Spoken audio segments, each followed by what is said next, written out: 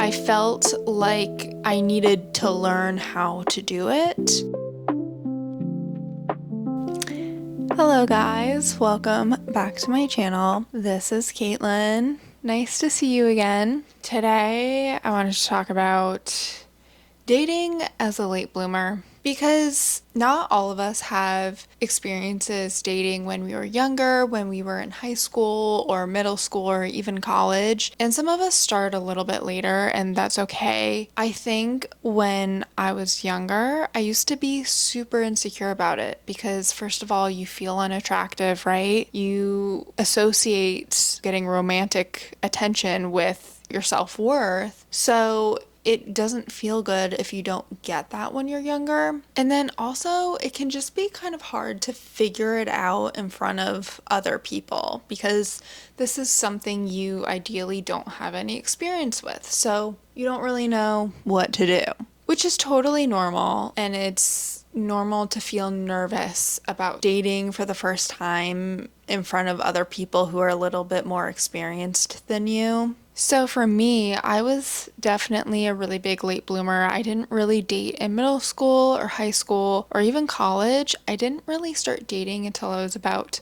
24 years old, which is crazy. And this obviously gave me a lot of insecurities. I felt unattractive. I felt inexperienced. I felt like I needed to learn how to do it because it seemed like everyone else just understood something that I didn't understand. And I just felt like this anxiety and impending doom to even start dating. I started dating when I was 24. I'm 29 now. So after all those years of being single and dating, I definitely have a lot of experience now and a lot of hindsight that I would like to share with you. So, number one, go out on a lot of dates. Or if you don't go out on a lot of dates, try spending time with people you're attracted to. The more you get comfortable hanging out and talking to people you're attracted to and putting yourself out of your comfort zone, the better off you're going to be in the dating process. You want to feel comfortable and confident when you're dating, not insecure and small. So I'm a big believer in taking up as much space as possible, feeling good about yourself, and just in general enjoying your own company. So just make sure that you're bringing that same energy and vibes to the person that you're with. You know, you are a gift to this world, okay? You have so much to offer, and you want to make sure that you're sharing that with other people. But it's hard to do that if you're nervous or anxious. So make sure that you're challenging yourself. Make sure you're actually dating people that you want to date. So sometimes that means just jumping out of your comfort zone a little bit. The second thing that I think is so helpful in building confidence when dating is building your own life. When you have the confidence to build your own life, to rip your life apart and then start over again, you know that your life depends on you. Your happiness depends on you. A relationship doesn't change that fact. So you act accordingly. When you start dating someone, they can't take your life away from you. It's important to realize that you need to build your own life, and that's what builds confidence and happiness and joy. And another person is just an addition on top of that.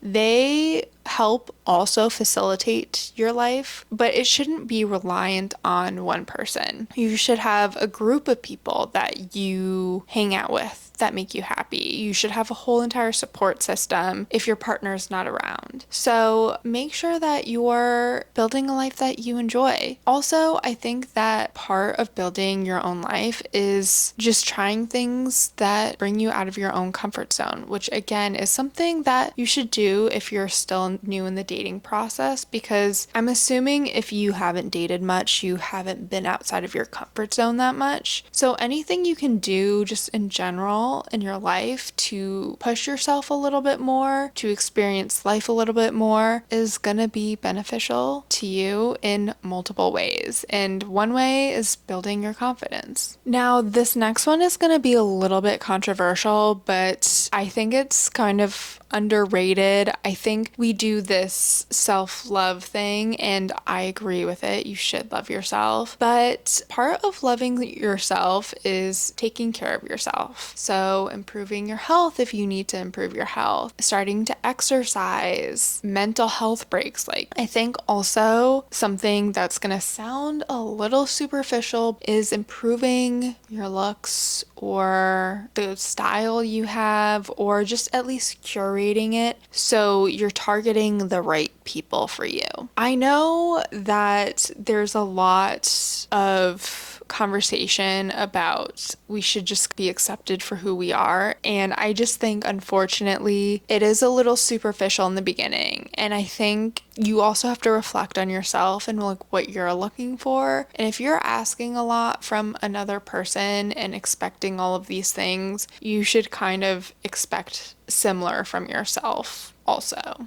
The fourth thing that is super important in building your confidence in dating is to stop looking to other people to see if they like you. What you should do instead is ask yourself, do you like them? Did you feel a spark with them? Did you feel a connection with them? Because when you're dating and you're going on dates, if you keep looking outwards, asking other people if they like you, first of all, it's not the most attractive energy to exude. But second of all, a lot of the times your gut will tell you what is right for you and what's not. And if you just were to listen to your gut in the first place, it would prevent a lot of rejection. That's why it is so important to listen to yourself and your gut, because it's not about convincing someone to like you, it's about finding the right fit. And you either vibe with someone or you don't. Obviously, if someone's taking you out on a date, if someone's hooking up with you, you can assume that they are attracted to you. That doesn't mean you guys are a good personality fit. So if we could just like take a step back and realize that it's not that personal and that people aren't trying to hurt you for the most part, they're just trying to find what works for them. I think it would be really helpful for us and our self-esteem when, you know, you're dating and it's not working out and you're like, oh, I'm going out on all of these dates, why aren't they working? It's not that they're